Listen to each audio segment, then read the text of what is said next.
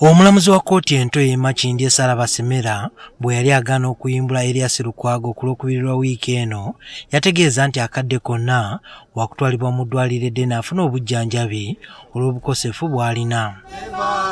Lukwago ono avunaanibwa ogw'okumanya nti waliwo ateekateeka okumwamulako gavumenti kyokka n'atayogera era ng'oboolyawo kye kyamuviirako okubuzibwawo ab'ebyokwerinda nga 15 omwezi guno.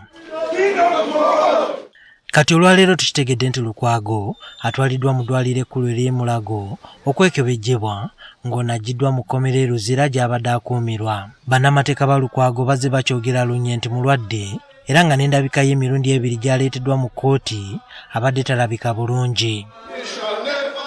Munnamateeka wa Lukwago Medard Lubega Sseggona akakasizza nti Lukwago yeekebejjeddwa olwaleero kyokka ng'embeera gy'alimu tewoomya nnakabululu. Abasawo bamwekebezze. Sibadde mu kasenge nga bamwekebejja naye mbaddewo wabweru nga neenziridde era nenziramu ne mulaba omulundi ogwokubiri ekituufu munafu era yeetaaga essaala. Sseggona atugambye nti endwadde ezitawaanya Lukwago nnyingi era nga zeetaaga abasawo abakugu okumukuumirako eriiso. Ena gastritis yeetaaga ebadde under consistent and persistent review. Watch.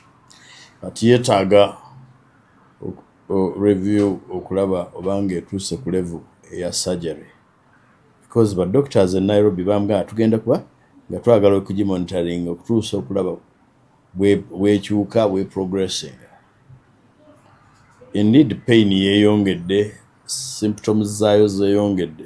Mbongogyeko obukosefu bwe yafunira mu kaseera k'okumukwata ate n'endwadde ezaali zimutawaanya nazo zattuka naddala obulwadde bwe obw'enkizi. Spine lwe lukizi. Kati ebyuma ebyo byaseseetuka. Biri due for replacement. Banga bamala okiseeseetula tebagenda bugenzi ne bagala tukinyige tukitereeza. Bakijjamu ne bassaamu ekirala. Kati olukizi lubeera nga n'ekiwandiise ng'ennyingo. Zaali 2 kati ziweze 3 ezeetaaga okussaamu ebyuma. Sseggona aludde ng'alumiriza nti Lukwago bwe yali mu buwambe w'oludwiro gwe yakakibwa okukola kati ng'oboolyawo bye byavuddeko obulwadde okweyongera. Ng'oggyeko kibooko ez'okugalamira ze baamukuba n'empi ez'omu matu muno baamukozesa duyiro ow'empaka era ow'amaanyi ye yavaako bino okuseeseetuka. Mu kaseera kano nti obanga babutadde kukulaba nga bataasa obulamu n'okusinga ekintu kirala kyonna.